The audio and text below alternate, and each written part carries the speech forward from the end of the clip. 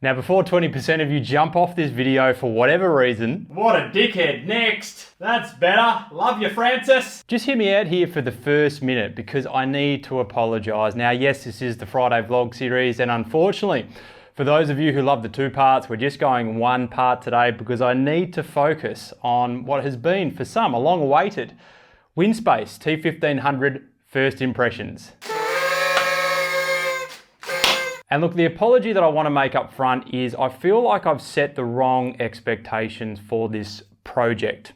Now, if you missed my first video on this bike, which looked a lot different to what it does now, this is what I said. So for the past 3 to 4 years, I've been reviewing bikes and I can compare this aero frame to other mainstream aero brands such as the Cannondale System 6, the Merida Reacto, the BMC Time Machine, the Cervelo S5, the Specialized Venged, and the Chapter 2 Rare. But after riding this bike for a couple of months now, my first initial impressions are that it does not compare to top-of-the-range mainstream aero bikes. It's not in the same league yet anyway, and I suppose that is to be expected given the price difference, but I guess buying direct from China, I was kind of hopeful that mitigating the middleman, no major overhead corporate marketing costs, etc., we might be able to get a $1,500 frame USD, thereabouts, for the same price as what you would spend for a $4,000 USD frame, but that does not appear to be the case. And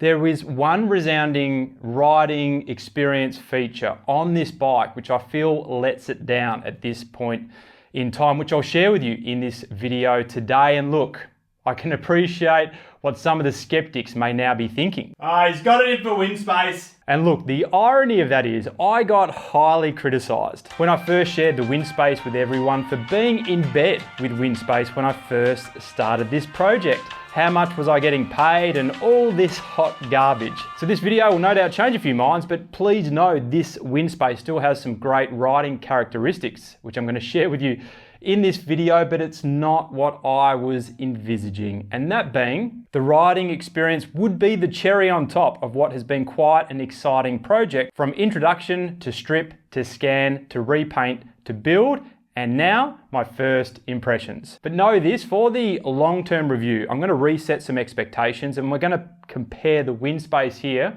to other aero bikes in the same price bracket. So I've reached out to my friends at Advanced Traders who will be providing me with a Merida Reacto 6000 in June, I believe. And I've also reached out to another Chinese brand, Yoelio, I think that's how you say it, who have confirmed over email that they can provide me with their aero bike for review once it's been UCI approved. Whether that second one happens, I'm not exactly sure because the email communication was a little bit cryptic. I hope it does though. And look, if you've got any other ideas, because I'd like to compare this to not only 2, but maybe 3 other bikes within the same price bracket, please put your suggestions below and I'll see what I can do about it. And of course, if you want to see this turn into a long-term review comparing to those bikes, don't forget to subscribe below if you already haven't, hit the bell to ensure you get notified, and please make sure you give this video a like if you get value out of it today. So we're going to split the first impressions into 4 parts. Part number 1, total bike cost. Part number 2, total bike weight.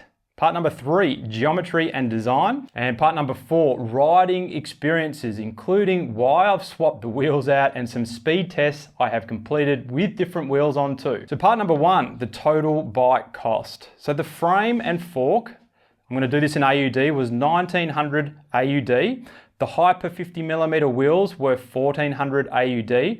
The SRAM Force 1x mechanical group set with the Quark power meter was roughly 2,500 AUD. The Winspace bars were 370 AUD, and the bits and pieces, so the tyres, the saddle, etc., totaled roughly 600 AUD. So the total was 6,800 AUD, and if you took away the power meter, we'd probably get it closer to 5,500 AUD, which translates to circa 4,300 USD. Now, many people asked in the build video about the bar tape, which we've since changed because we've now rerouted that cable internally to demonstrate it could be done. But the original bar tape on the build was flex ribbon tape. I'll put a link below. And the reason why the cable was left out during the build was because Dax, who was building the bike, store owner of Top Line Cycles, suggested for someone that races and uses the bike a lot, leaving a cable external is more reliable for gear changing, with the cable not having to endure 2 times 90-degree kinks internally,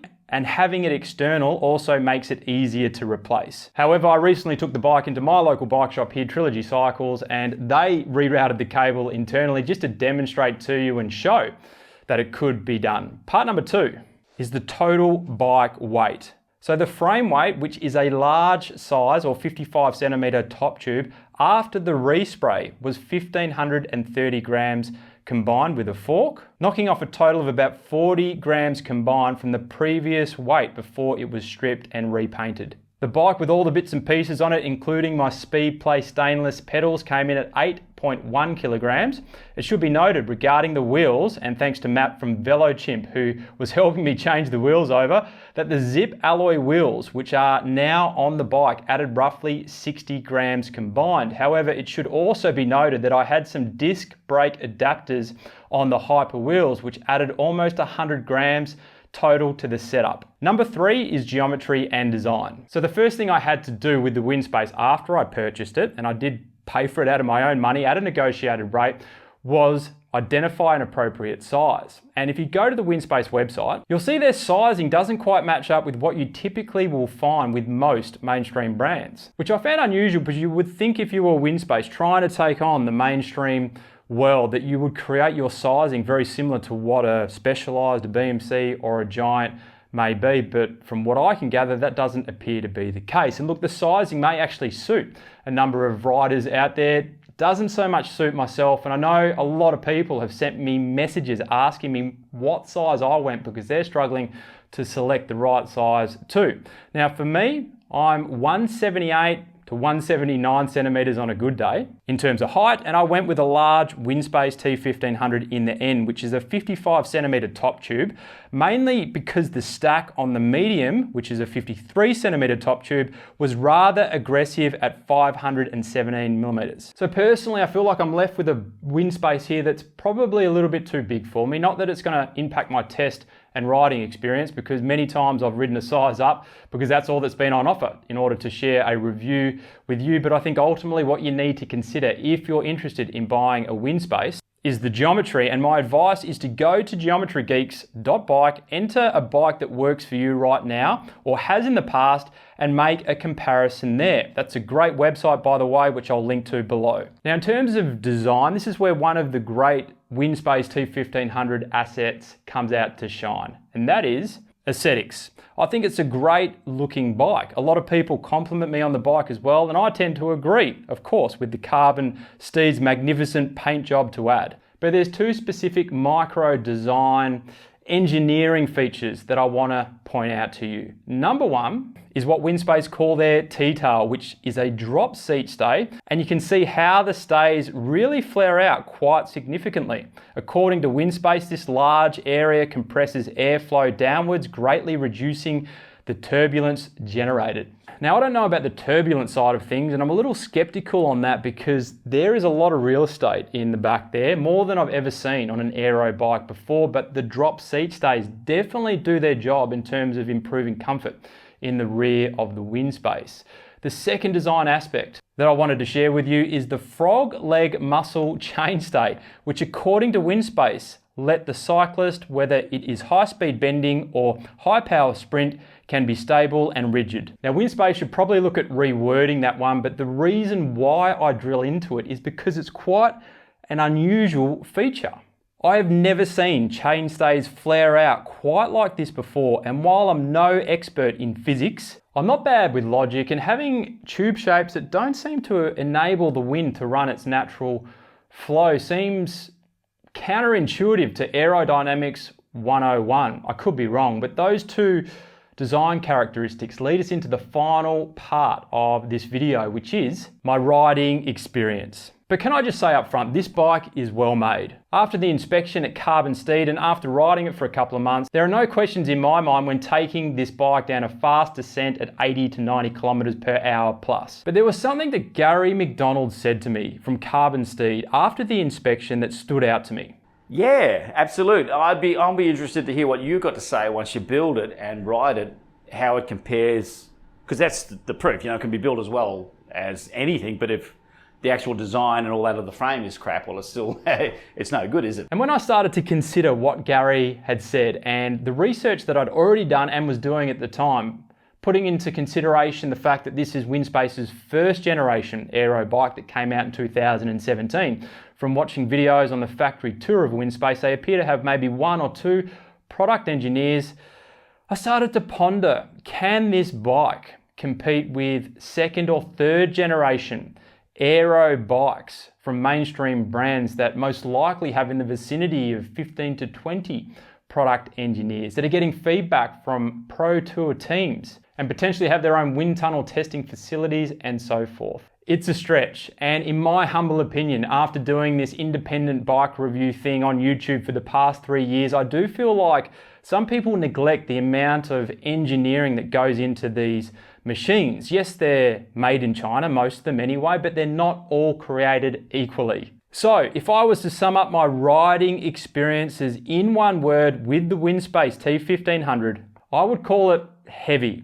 While 8.1 kilograms isn't a super heavy bike, I feel like this bike just feels heavy most of the time. Obviously going up hills, but also on the flats, whether that be a false flat decline, false flat incline, or even if it's just a flat sealed road. Now, yes, the Merida Reacto, top of the range with Ultegra, would be close in terms of weight, although to be fair, that weight you can see there, the parts are a little heavier than what's on the Winspace, but the weight would be close. However, with that Merida 3rd generation aero bike, the way it's designed, the carbon layup, the aerodynamic benefits that you get with it, it doesn't feel heavy until you hit a steep incline.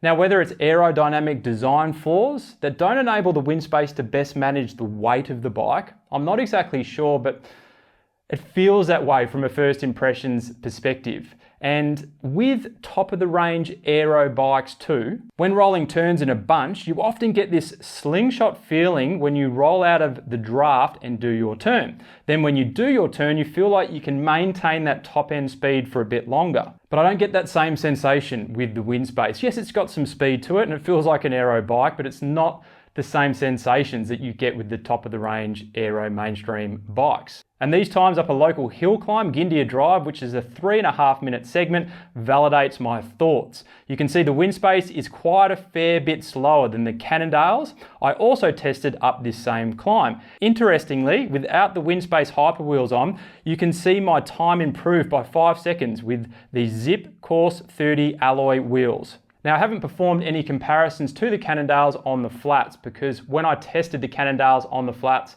I was wind compromised that day and it just wouldn't be fair. However, I feel with the Gindia Drive segment, it's a great testing ground as it's mostly sheltered from any wind that may be present and it isn't that steep. So aerodynamics should still come into play as they did with the System 6. Now, I don't want to get into a wheel review here, but I changed these Hyper wheels out for the Zip Course alloy wheels because some creaking developed in the back end of the bike. And I did try some grease, didn't work so well, put some tape in. It was pretty much gone, the creaking, but still a little bit there. So I swapped them out completely and put these wheels on and the creaking disappeared 100%. And I must say, the Winspace bike overall improved by about 5 to 10% with these alloy Zip wheels.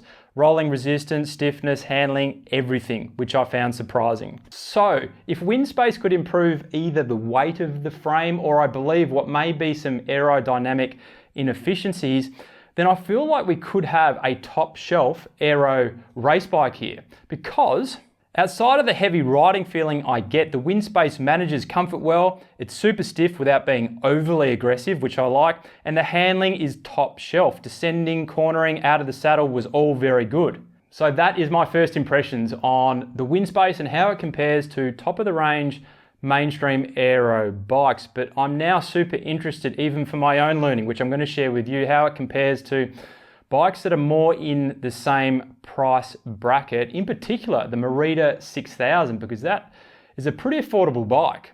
So stay tuned for that. And as I said, if you've gotten value out of this video today, don't forget to give it a like, and I'll catch you in the next one.